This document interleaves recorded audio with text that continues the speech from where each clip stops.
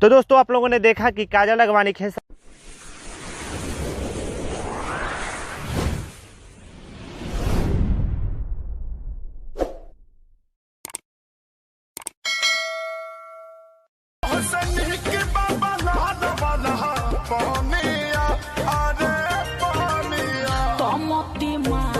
के भातर के फांसा वाला सारे बंगाली।